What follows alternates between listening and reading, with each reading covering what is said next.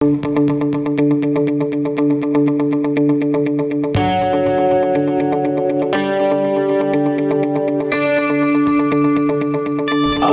apa kabar Sobat Asik Nokecot? Kembali lagi bersama kita di channel Nokecot, gabrukan tanpa cekcok.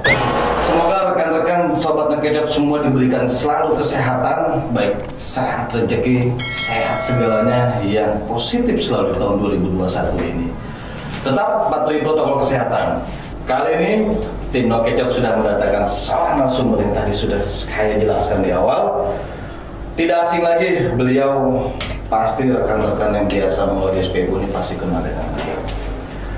Bang Abdan telah hadir bersama kita di studio Nokecot. Apa kabar Bang Abdan? Alhamdulillah baik. Jadi Bang Jaya. Iya sih. Bang Jaya. Iya. Kayaknya masih sama-sama muda. Iya kan, kelaan abad dikit lah, banyak deh.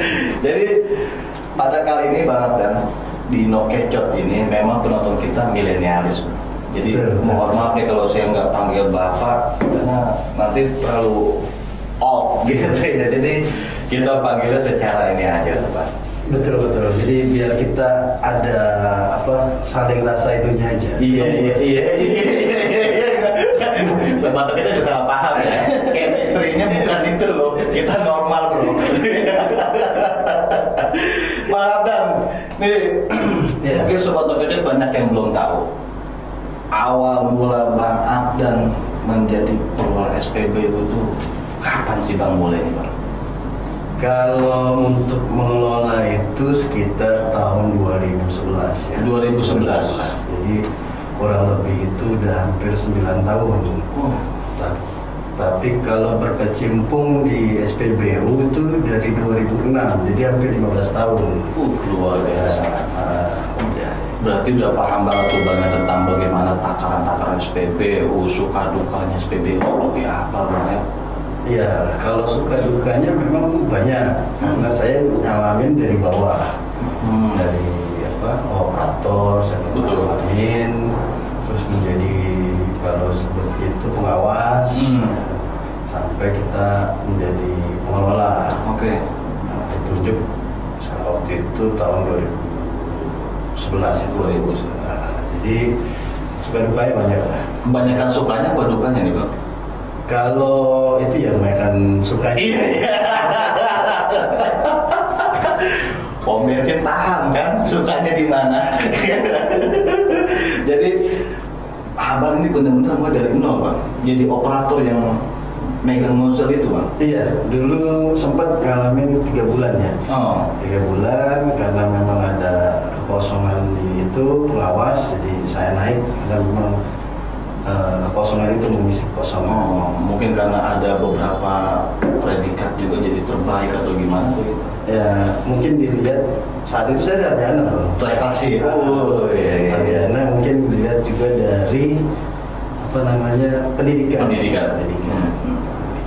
Sekarang Bang kalau boleh tahu Bang, kalau untuk di SPBU itu Bang, kan banyak teman-teman Sobat Nokecot ini mungkin sering mengalami di SPBU ini tiba-tiba dia ngisi kok kurang, takarannya kurang gitu kan. Gimana sih Bang tipsnya biar kita tuh terhindar atau kita bisa mengetahui oh ini loh SPBU yang baik, oh ini SPBU yang kurang baik, dan gimana sih tipsnya tuh Bang?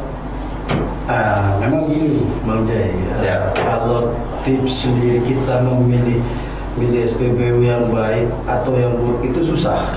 Oke. Karena ada yang SPBU-nya rusak, jelek kelihatannya, tapi takarannya bagus, ada. Ada. Ada yang dari sisi SPBU-nya masih baru, tapi takarannya jelek juga ada. Jadi susah kalau kita secara kasat mata. Cuman memang nanti prosesnya ketika pengisian. Pengisian kan kita lihat kalau kita isi misalkan tidak sesuai dengan itu, berarti takarannya. Itu ada penyimpangan yang dilakukan SPBU tersebut, tidak sesuai dengan pembelian yang kita lakukan. Itu biasanya yang kalau realnya itu kita melihat dari apanya sih? Kan kalau biasanya saya misalnya ngisi mobil, oh jangan diisi 200.000, Jadi harus diganjeli 205.000. Benar nggak sih begitu caranya, Bang? Oh, kalau itu enggak. Oh enggak ya? Enggak ngaruh ya? Pengaruh. Enggak ada berpengaruhnya. Kan kalau harus ganjil kagak. Enggak ada pengaruhnya. Itu sama sekali enggak berpengaruh dalam pengisian. Itu. Jadi memang efeknya malah nggak ada. Kalau kadang saya juga minta speed 1 ya. Jadi emang orang lama tuh Bang speed 1 gitu. Ada nggak tuh kalau itu? Nah, dalam itu pun juga nggak ada. Kan ada tuh orang yang bilang kalau misalkan diisi BBM itu minta di speed 1 atau speed 2. Betul. Jangan speed 3. Sebenarnya nggak ada pengaruh. Karena SPBU itu sekarang semakin lama kan semakin canggih. Oh iya. Mungkin kalau tahun 2000 ke bawah ya, 2005 ke bawah mungkin masih ada SPBU yang masih pakai mesinnya itu ada namanya mesin pompa hisap. Pompa hisap. Nah, itu yang makanya orang bilang itu angin. Karena angin itu disebabkan adanya kebocoran di pipanya dia. Nah, makanya kalau kita dengar kalau pas kita lagi ngisi itu pompanya itu agak berisik gitu, kerek kayak kita lagi nimba. Itu berarti dia masih pakai pompa hisap. Nah, itu bisa karena ada kesalahan, misalkan ada kebocoran di pipa dia atau di mesinnya ada kerusakan. Tapi kalau sekarang yang saya tahu, sekarang itu udah nggak pakai lagi pompa hisap, semuanya itu udah pakai pompa dorong. Tapi lebih kenceng dorongnya awalnya. Ya, jadi minyak di dalam tangki yang besar itu dipasangin kayak pompa sanyol lah. Nah, ditarik, didorong. Nah, ntar mesin yang mengatur pengeluarannya. Jadi kalau untuk kita pakai speed 1, 2, 3 itu nggak ada ngaruh. Nggak ngaruh ya. Nah, jadi kalau bilang wah operatornya nih bermain nih, nah, kalau dia bermain buat apa? Perusahaan yang diuntungkan kok kan? Iya juga. Bukannya si operator mau ngambilnya gimana? Bener juga sobat Kecot. Jangan suhujon itu ya dia orang. Jadi begitu kita ngisi tangki mobil atau tangki kendaraan kita, Bang, jangan dipegang tuh. Nozzle-nya biasanya kan mesinnya gitu kan. Kalau dipegang gimana trackingnya? Karena dan ternyata itu tidak berpengaruh sobat. Karena itu tadi Bang Abdan ini sudah menjelaskan tergantung daripada si mesin tersebut. Betul. Dan juga kan katanya kalau yang saya sering dengar itu kan katanya wah itu si operator mainnya cetak. Jadi gini Bang Jai, kita jelasin lagi. Jadi nozzle itu punya namanya sensitivitas hawa panas. Hawa dari pengisian. Uapnya. Jadi kalau dia udah kena uap, dia akan otomatis dia ngejetrek supaya mengantisipasi tidaknya banjir di tangki mobil. Berbahaya juga itu. Karena kalau ini kan nanti konsumen merasa dirugikan. Makanya buang-buang bensin dia bayar lah kan. Nah, itulah fungsinya dari nozzle mengantisipasi itu. Makanya adanya sensor hawa panas itu yang bikin nozzle itu ngejetrek terus. Nah, makanya memang kan kadang-kadang suka ditarik, dipakai di tangan itu untuk supaya hawa panasnya nggak kena sensor itu. Jadi kalau untuk permainan di itu agak sulit ya. Sulit. Celah mainnya itu di mana Bang biasanya? Kalau sepengalaman Abang selama tadi kurang lebih 15 tahun di pom bensin biasa ada celah-celah kecurangan itu di mana? Nah, memang ini kebanyakan kan kalau pom bensin yang bermain itu kan pertama dia main di tera itu takaran. Takaran yang ada di mesin. Biasanya, tapi memang kita kan ada uji yang dilakukan sama Pertamina itu sebulan sekali, uji pasti pas. Dan juga ada uji dari meteorologi, Badan Meteorologi Geofisika, itu kan 6 bulan sekali. Nah, kebanyakan memang kalau pom bensin nakal itu mereka itu nanti yang disegel sama badan meteorologi itu kadang-kadang kan suka diputus. Dia bikin takarannya menjadi besar dan sama dia diakali bagaimana supaya nggak kelihatan gitu. Itulah cara bermain. Dan kedua itu mereka pasang alat. alat yang ada di dalam mesin. Ada dalam mesin? Ada dalam mesin. Dan itu bermainnya itu dari jarak jauh pun bisa, karena dia pakai remote. Nanti luar biasa. Pakai remote, atau dia bermainnya memang sudah distandarisasi setiap pengisian berapa nanti diambil berapa liter. Ada. Tapi dari Pertamina sendiri selalu melakukan pemeriksaan secara rutin. Secara rutin. Pertamina melakukan pemeriksaan secara rutin, dan itu nggak bisa kita tahu kapan itu, pasti mendadak. Berarti sifatnya sidak Bang ya? Sidak. Dan nggak ada namanya nanti gampang sidak juga kongkol itu nggak ada ya. Betul. Sobat Nokecot, jangan pernah lagi seujung dengan Pertamina. Karena Pertamina selalu melakukan perbaikan di bidang pengisian pompa bensin atau SPBU sendiri. Jadi yakinlah bahwasanya kenapa Pertamina itu memberikan logo pasti pas. Karena ujinya dia pengen memang kita ini menjadi masyarakat jangan sampai ada yang dirugikan. Nah, boleh tahu nggak tuh kalau ada kode bintang yang di dari gapura SPBU itu biasanya simbolnya apa tuh Pak? Kalau bintang itu sebenarnya sih itu ada, kalau di pasti-pas itu kan dia ada yang mengikuti sudah tahapan ya. Ada nanti kalau kita pertama pasti-pas itu ada silver. Nah, nanti silver, gold, habis gold diamond, diamond. Nah itu kalau udah diamond itu nanti bintangnya 5. Bintangnya 5. Berarti itu udah sangat baik. Udah sangat baik. Tapi kan sebenarnya itu ya kayak mau menonjolkan bintang itu silakan. Nggak ada masalah. Itu kan bintang itu yang diberikan dari Pertamina untuk SPBU tersebut. Sebenarnya kalau bintang 5 ya dia sudah diamond. Diamond dia diujinya sudah terus diamond itu kelengkapan, misalkan dia ada minimarketnya, ada angin airnya udah pastilah, musola udah pasti, yang pasti udah minimarket ataupun dia lengkap. Jadi fasilitas umumnya lengkap. Fasilitasnya lengkap. Oke. Jadi makanya biasanya diamond. Gitu. Nah kalau kode di depan seri pom bensin itu apa artinya?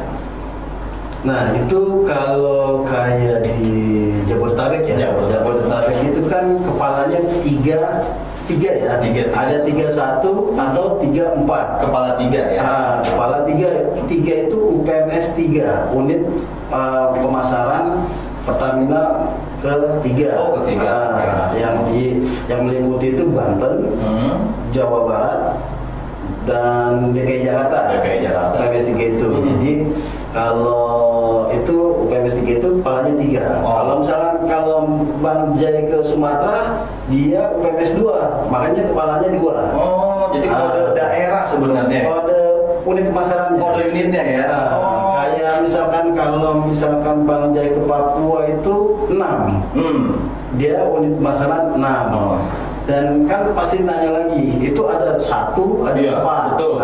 Kalau 4 itu retail, 1 itu retail. 1 retail. Retail itu punya Pertamina punya. Kalau 4 itu punya swasta. Pasti punya swasta. Entah punya pribadi, nama pribadi, atau nama PT. Itu. Oke. Jadi luar biasa ini. Ini ilmu yang nggak pernah kita dapatkan dimanapun. Sekarang kita diberikan ilmu pengetahuan tentang kode, tentang apa itu arti bintang, dan bagaimana tata cara tadi mengetahui pom bensin yang nakal. Sedikitnya sudah kita ulas semua, sobat. Tapi saya masih penasaran, Bang Abdan selama mengelola SPBU pernah nggak sih ada kejadian-kejadian diinginkan, entah itu kebakaran, entah itu apa? Kalau itu pernah sekali. Pernah tuh Bang ya? Jadi ada pengisian mobil, mobil mungkin dia hawanya panas ketika diisi, nah itu terjadi kebakaran, meledak. Terus ada juga mobil tangki kebakar saat itu. Mobil tangki Pertaminanya. Kenapa bisa dia kebakar tuh pada saat ngisi apa gimana? Iya betul. Jadi kan kita nggak tahu mobil itu kan membawa hawa panas. Betul. sedangkan bahan bakar itu kan sensitif.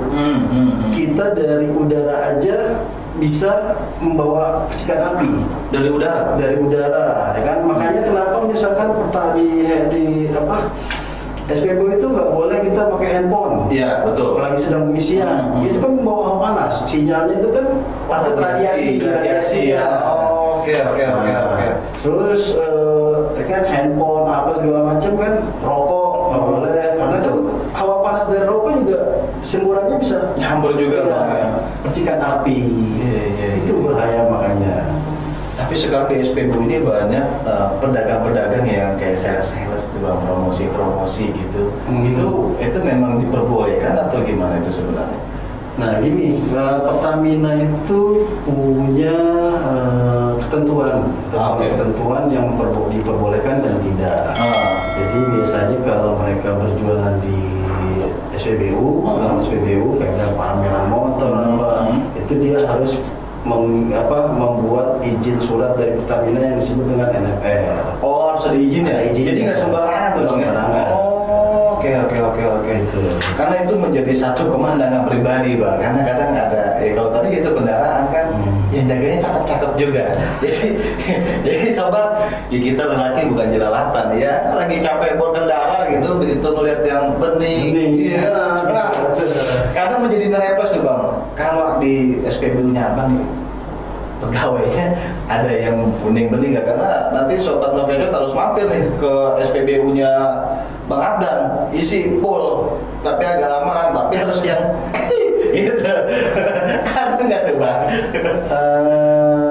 Untuk ada beberapa tempat memang yang ada, kalau ada yang enggak. Oh gitu. Oke. Jam-jam berapa adanya biasanya, Bang? Enggak, itu kan kita persib. Oh gitu. Nggak bisa kita atur.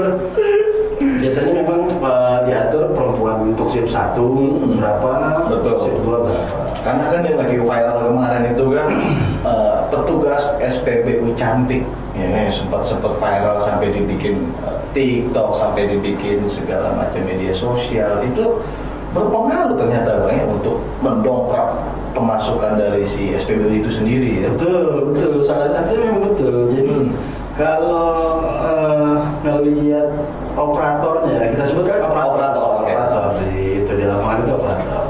Kalau operatornya cantik, menarik, komunikasinya baik, orang pasti seneng. Iya. Sambil ngobrol, apalagi kalau ketukeran handphone. Tapi kok belum pernah sih yang ada rok pendek? Kenapa dia harus panjang dengan celana panjang itu? Ada di Bali itu. Oh di Bali ya? Pakai rok pendek dia di Bali. Coba kalau ke Bali, kita lihat pegawai SPBU wanitanya pakai rok. Boleh ya? Ada di Bali. Kalau di Tangerang sendiri, Bang? Di Tangerang nggak ada. Nggak ada ya. Jadi alakul karimah. Iya. Lihat situasi, lihat perbedaan budaya juga. Kalau misalkan budayanya mengharuskan keislaman, ya mungkin kita nggak itu kan. Religi. Kalau budayanya ini ya mungkin bisa seperti apa juga budayanya. Kan harus ditentukan budaya masing-masing. Jadi nggak asal sembarangan Bang ya. Iya, betul. Nah kalau di masa pandemi ini Pak, kita harus melihat realita nih Pak ya. Kan masa pandemi ini apalagi di tahun kemarin itu berpengaruh nggak terhadap SPBU-nya Bang Abdan sendiri pribadi? Iya, kalau untuk pengaruh betul pengaruh. Tapi waktu Maret 2020 ya, semenjak dari sampai Mei, Juni itu berpengaruh.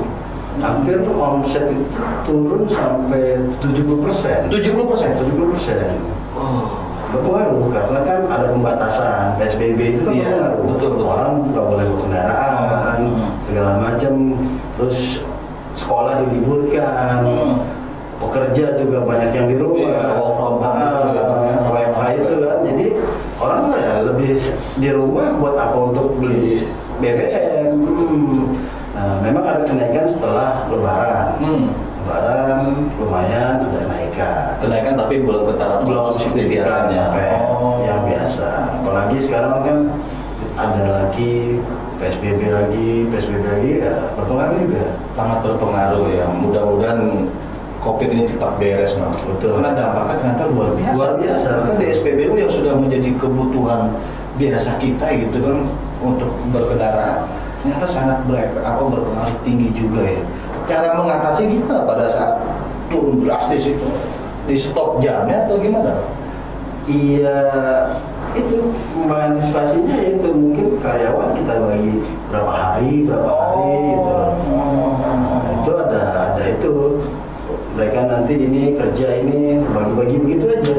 Karena kalau kita nggak mengantisipasi seperti itu, ya high cost juga kan, Terus kedua nggak efektif. Buat apa banyak orang cuman yang isinya nggak ada. Betul.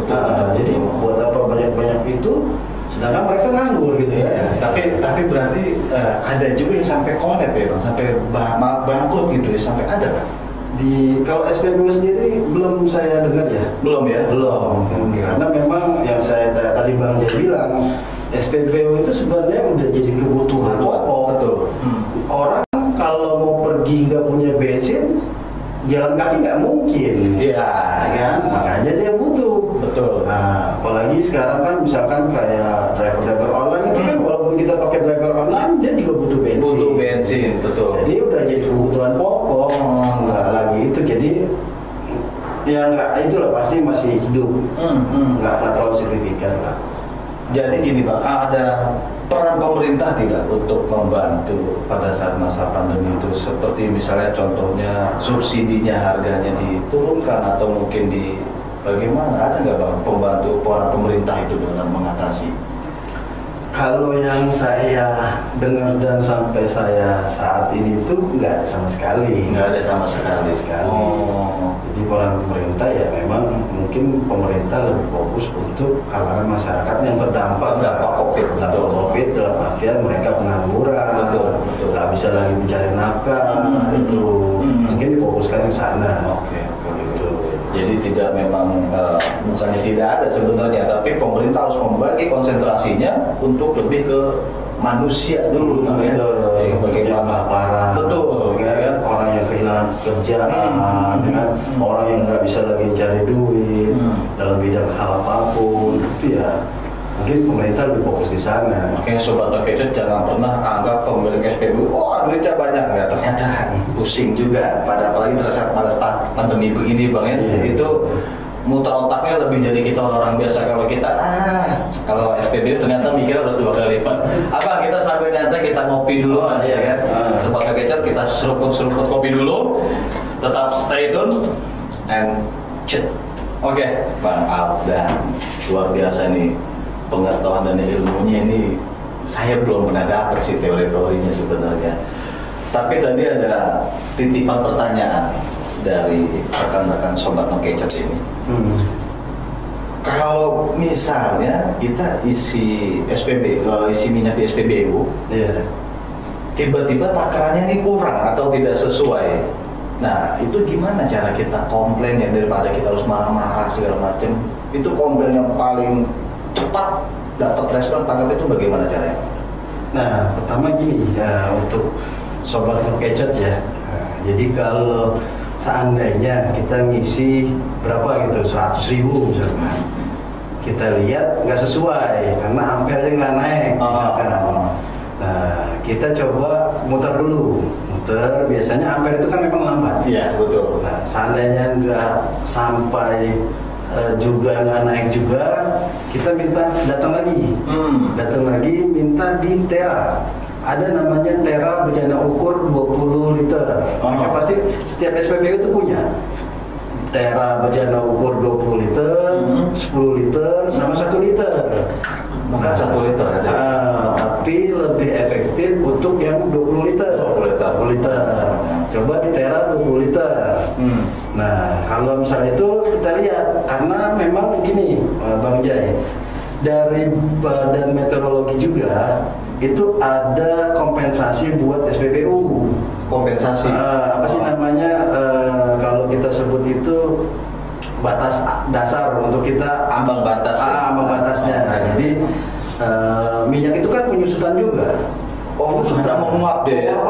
Ya makanya kita ada batas toleransi dari meteorologi. Itu per 20 liter itu 0,50. Jadi kalau kita ituin ya sekitar 1 sendok ya, 1 sendok makan.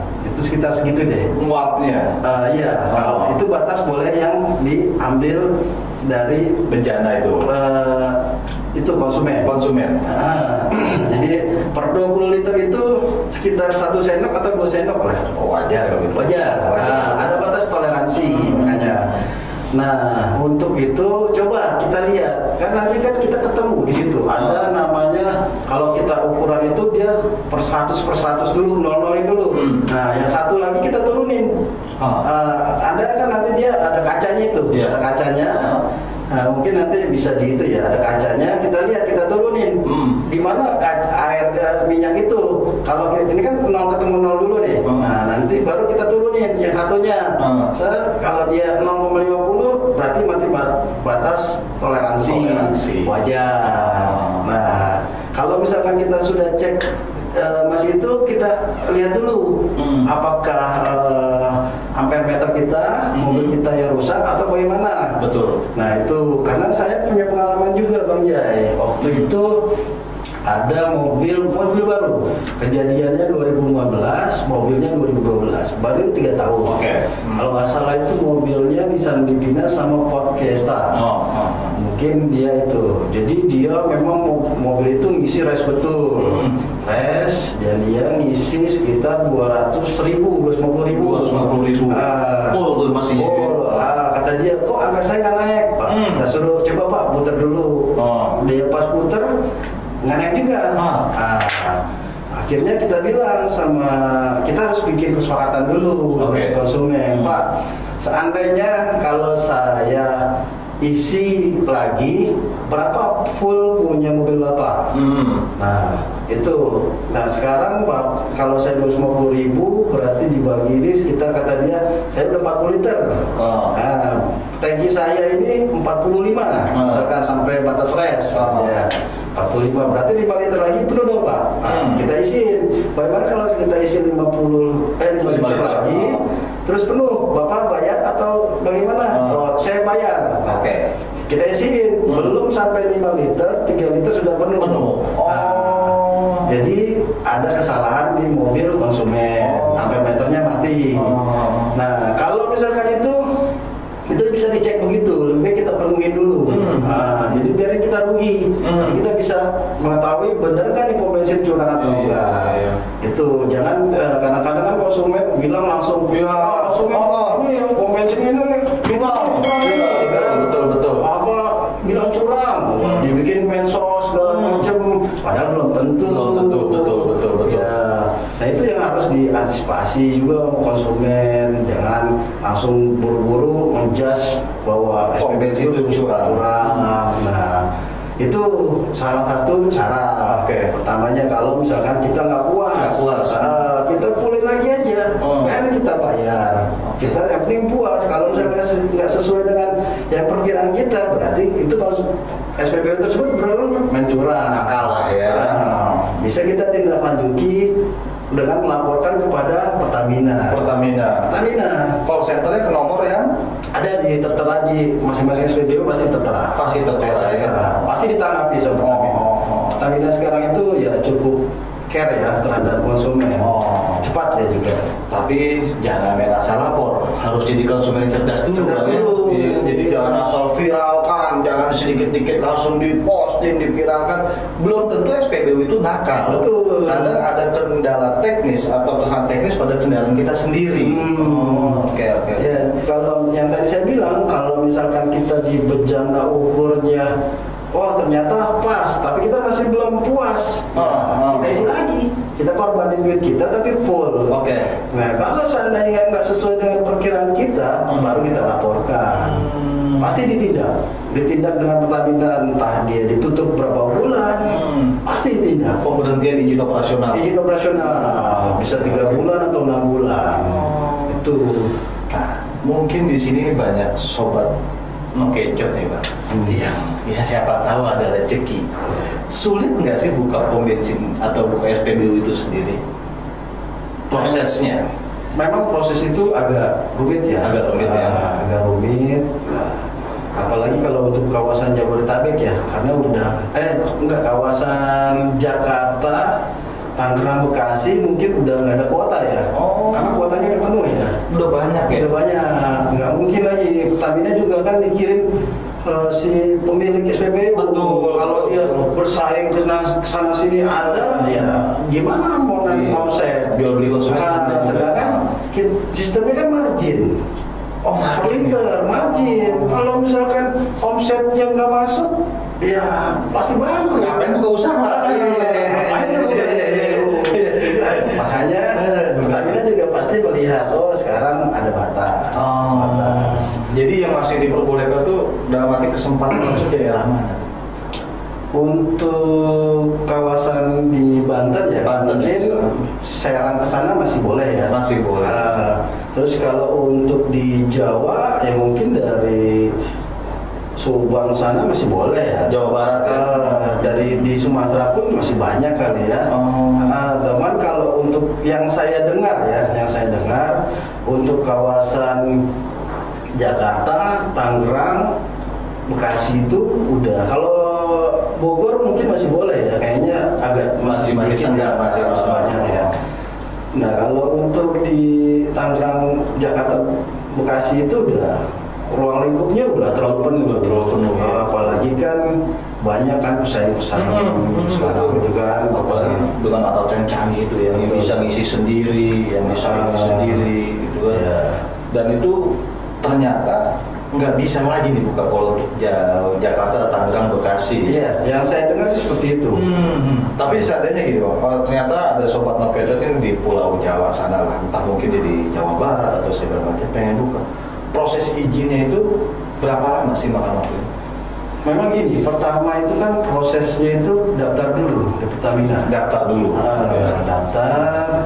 Nanti Pertamina akan menurunkan tim melihat kondisi bagaimana, kan? Nanti setelah itu kalau sudah diokekan oleh Pertamina, nanti Pertamina akan memberitahukan menunjuk salah satu kontraktor untuk pembangunannya. Yang penting tunjuk langsung Pertamina ya, nggak boleh sembarangan. Nggak boleh sembarangan.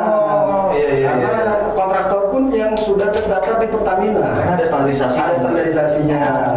Yang penting kalau misalkan tempat itu masih boleh buka lahan SPBU, terus kedua dia surat menyurat di daerahnya sudah selesai, mungkin bisa langsung dibangun. Berarti legalitas pun harus komplit. Izin, map itunya segala macam. Tapi boleh nggak seandainya ada sahabat-sahabat Nokecot ini yang pengen konsultasi nih Bang Abdul, kan? Ya mungkin nanti kita fasilitasi.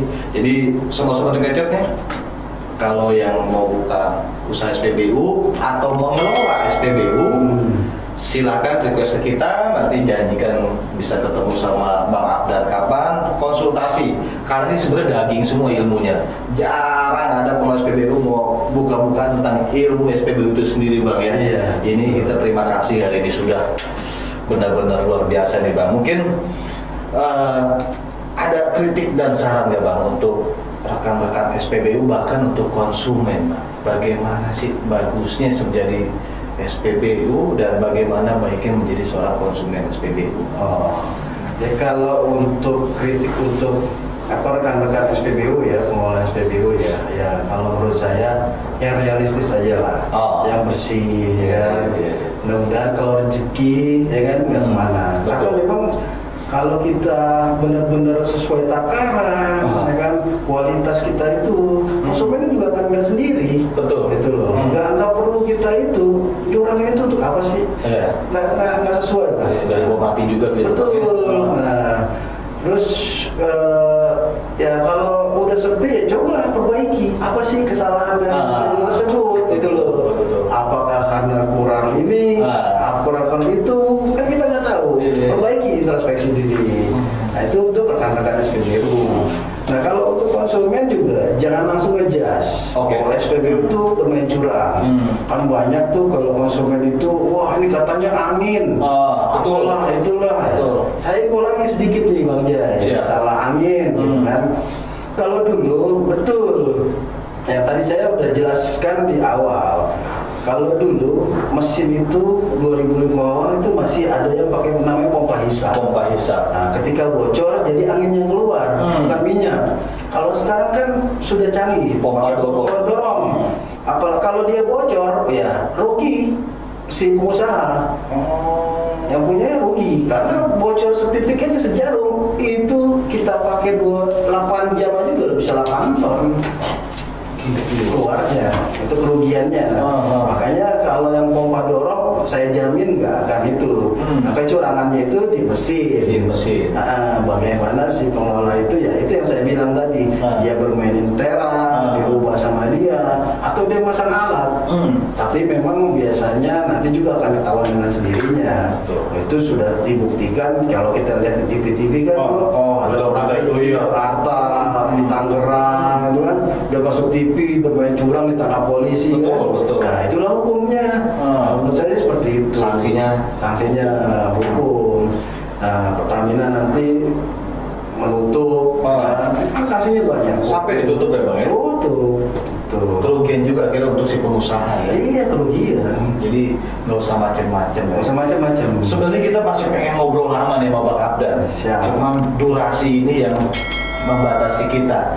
Oleh karena itu Sobat No Gadget, kalau ada yang masih pengen konsultasi mengenai SPBU segala macam-macamnya, komen, nanti kita bikin janji ketemu atau bahkan request apa sih yang kita tanya, kita di statement saja kita ketemu. Oke, Bang Abdan, terima kasih dan terima kasih juga pada semua Sobat No Gadget. Gabrukan tanpa cekcok.